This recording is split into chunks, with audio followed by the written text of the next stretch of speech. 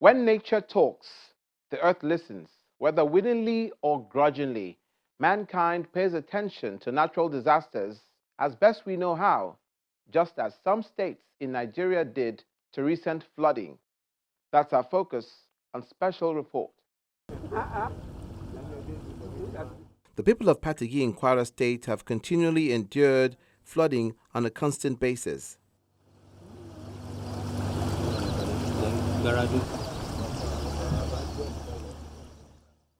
It does not only render some of them homeless, it also destroys their farms and in some cases claims lives. The troubling effect of the erosion occasioned by the constant flooding makes the National Hydroelectric Power Producing Areas Development Commission embark on the construction of this erosion control drainage in August 2022.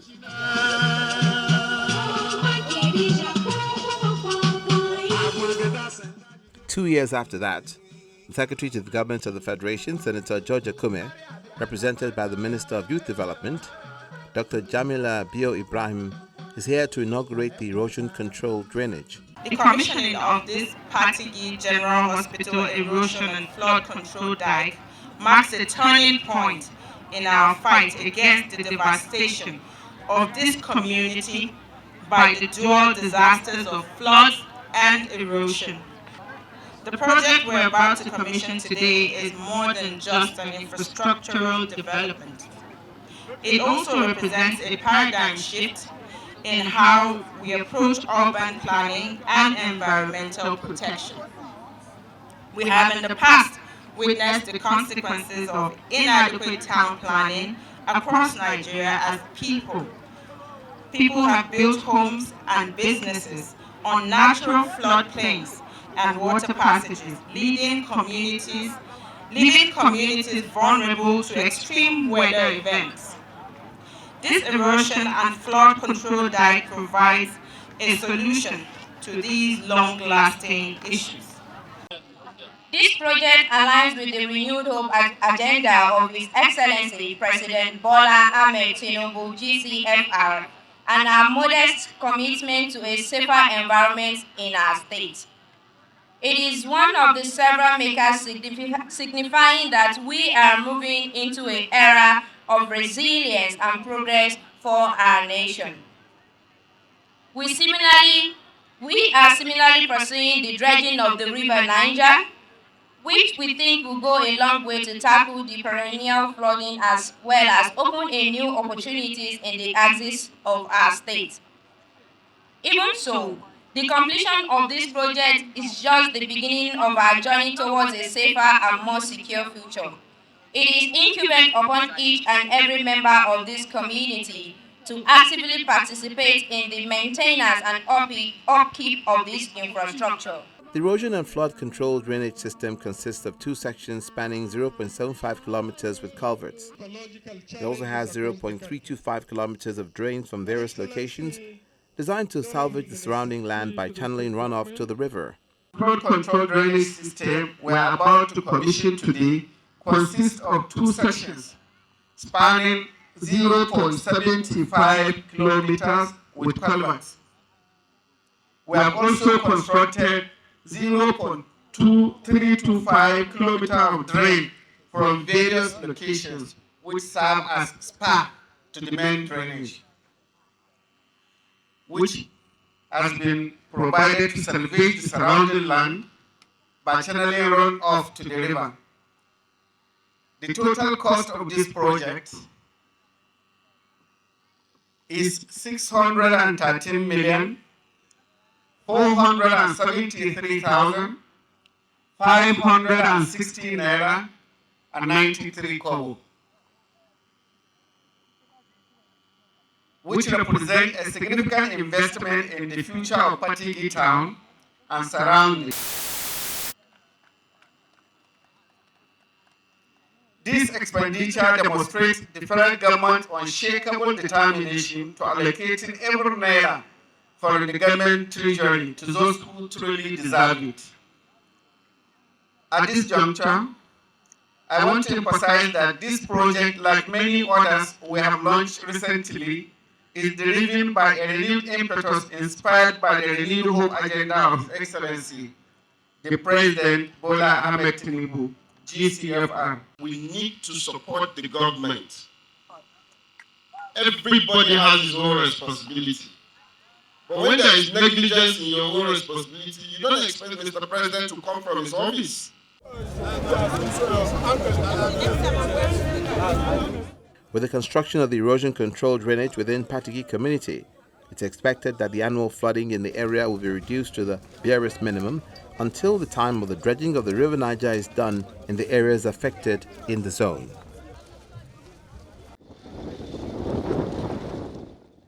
Meanwhile, heavy flooding damaged the bridge connecting 20 communities in Mayama local government area of Jigawa State following heavy rainfall. The affected communities, including Mayalo, Sambawa, Gubinkure, Ongwa Shaibu, and Gandiji villages, have been cut off as the bridge, a vital transportation link, was washed away by the floodwaters, leaving residents stranded. The affected communities are urging the government to expedite repairs and reconstruction of the bridge to restore connectivity and normalcy to their lives. Actually, when we hear about it, we are we are not happy. But we know it is from God. So actually, when we hear this is what is happening in our area, my local government, we have rushed together with my director of works, and we talk with our leaders in the local government that it has not started only here. It started right from Sarandosa, Achikaratu, where even somebody died, and so many villages from Karai also. So this one happens yesterday, actually. So when we hear from it this morning, so I make an arrangement with my director of works, here he is, so we have come to see by ourselves, and we inform all our stakeholders from my local government. So we are praying from Almighty Allah to stop all these things, and we are appealing to our government. I know it is able to do, because our government is very, very able, and it has been doing all these things. So in Allah, so we've told our people that whenever we push all these things to our government, it will take care of it very soon. According to the traditional ruler in charge of the affected communities, Abubakar Marafa, the collapse disrupted economic activities at the time, social interactions, and access to essential services in the affected villages, as the bridge was the only link connecting 20 communities to the state capital and the nearest local government. This culvert, it links many villages in my area, like Mayalo, Sambawa, Gumbinkure, Gamjeji, Gumawa, Gundongawa, about 20 something of them villages. It's only this road they are passing to Jigawa State. Except this one, there's no way to follow. So we are pleading to government to take action, serious action, emergency action to help our people here. The youth of the communities embarked on community services to create an alternative route, easing the flow of people and goods, especially farm produce. The head of the district of Mayalo, he's the one that sent me the picture in my telephone as message across. He's been doing his best, mobilizing the youth and the people of that community to try to do some access route so that people can be using it for now before the government come. You can see the job is going there, and myself, we are here to join hands together to assist so that we can get a little place that our people can be using to go to reach their various communities. The cause of the collapse was attributed to heavy rainfall, which exceeded the bridge's capacity. And another part of the Kano-Maiduguri highway was cut off in Bauchi State following heavy flooding. Heavy rainfall damaged parts of the highway, particularly between Maluri and Guskiri villages in Katagum local government area.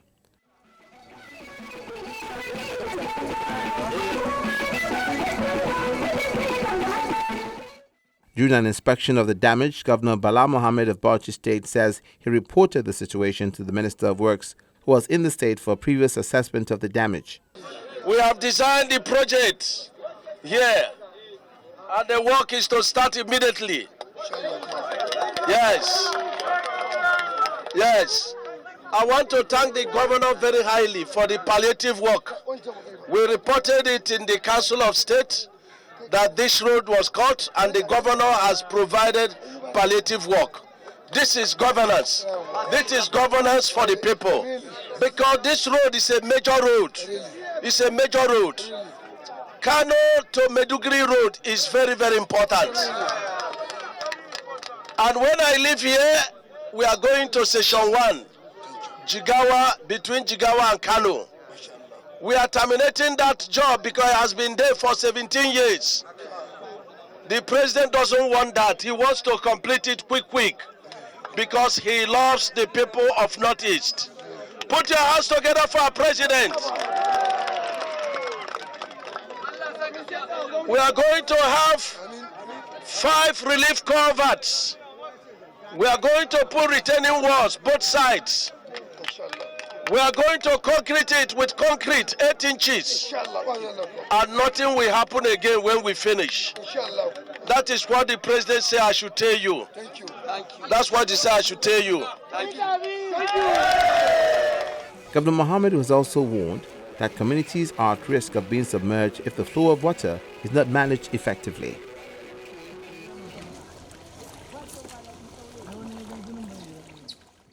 Seven days of heavy rainfall threw thousands of people into disarray in most parts of Jigawa State. Lots of families were rendered homeless as water inundated their homes and farms. We now live in a school building. We are now like beggars. We have lost our rice, sorghum, beans, farms to the flood.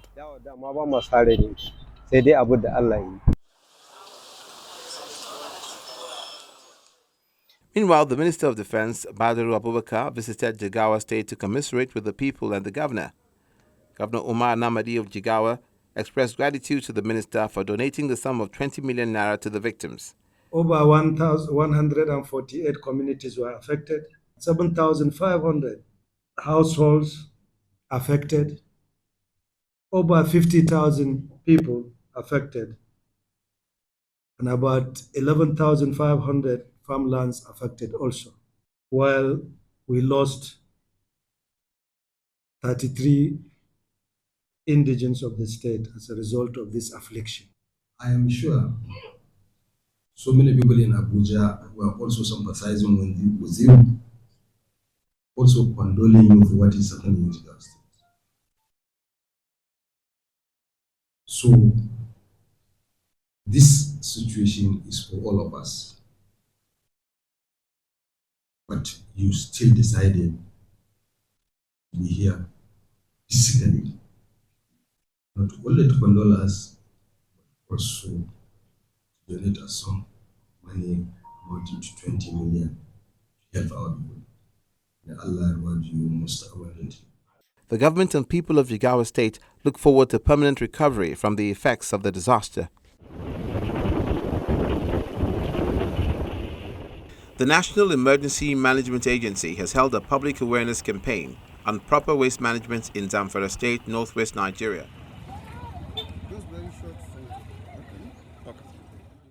Distributing information, education and communication material to people at the market and communities to mitigate the impacts of flooding in the state.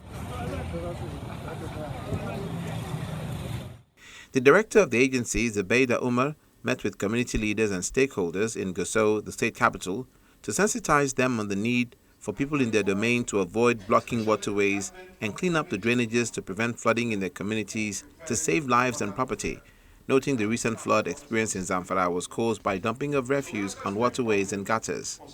I'm delighted to be at this workshop today as an important issue of national interest, which is sensitization and creating public awareness on proper waste management and flood preparedness for states and relevant stakeholders. As you may be aware, proper waste management and flood preparedness are essential for well-being of communities and environment. In light of the increasing challenges posed by improper waste disposal and impact of flood on our communities, we give reference to Gadarbaga, the recent flooding there, It is very crucial to educate the public about the importance responsible waste management practice and preparedness for potential fraud events. This disposal of solid waste has become a major problem that militates against sustainable environment all over the world, including Nigeria, especially in the major cities.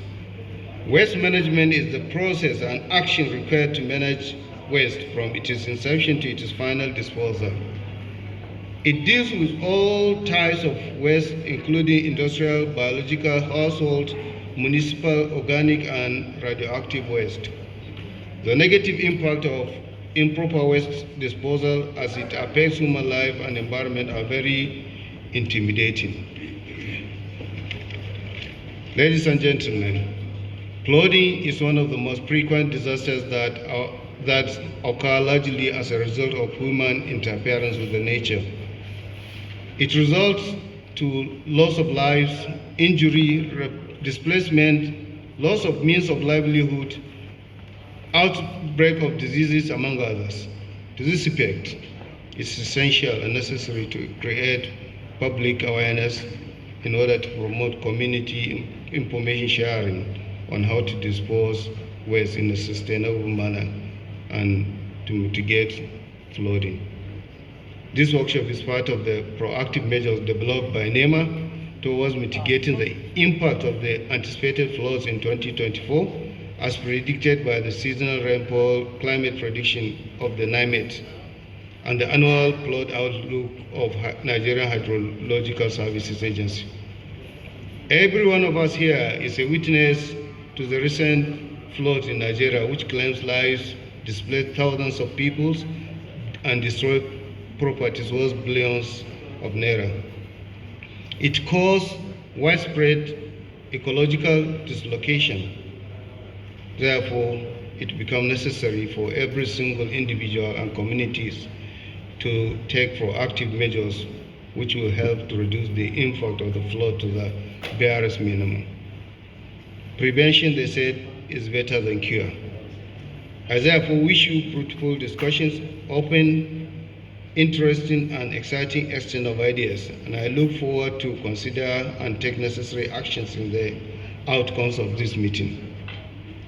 In conclusion, we once again wish to appreciate the support of His Excellency the Executive Governor of the Zamfara State, Dr. Dauda Lawal, and his government, and the roles of all our stakeholders in the area of disaster management in Nigeria.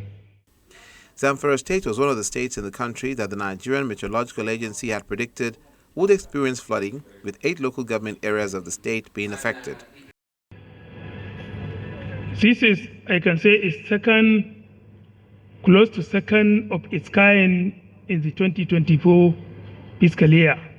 About 2 to 3 months ago, a similar gathering was conducted in this venue, and it was really a successful gathering, and everybody has increased his knowledge purposely on what brought the organizers here. That means to warn us on the expected flood disaster expected in the year. So really, we must, on the behalf of the Honorable Commissioner Salisu Musa Tsafe, it highly became imperative to me to say kudos, to thank the National Emergency Management Agency under the able leadership of Haji Azub at the national level, as well as the Sokoto Operational Office under the able leadership of Alhaji Ali Shehu Kapendangi for the concern shown to us to inform our people of what and what not to do, most especially as this forecasted flood disaster activity. Therefore, we have to say kudos to you and thank the National Emergency Management Agency for the concern to save our people's lives and properties. The National Emergency Management Agency had conducted an assessment in 10 local government areas of Zamfara State, which suffered flooding, with several numbers of households displaced and the incident occurred due to the blockage of waterways and poor attitudes to waste management. With the role of private organizations, corporate entities, NGOs, civil societies, organizations, environmental governance cannot be let out. Most of those, and especially, we have the following: collecting, dissemination, analysis of information, participation in policy development process, and performing operational functions, monitoring enforcement and compliance of environmental laws and regulation, advocating for environmental justice, among others that has been implemented by the current present administration. At this juncture, I would like to thank the NEMA Operational Office in Sokoto for their timely concern, and I hope the relief material will be provided to victims in Gadarbaga soonest. Finally, our community has also known the addressing in environmental challenges and the responsibility of all of us to not rely on government alone, but all hands shall be on our neck for proper solution to those environmental challenges. Finally, together we can clean our environment, clean environment in a healthy environment. Thank you and God bless you.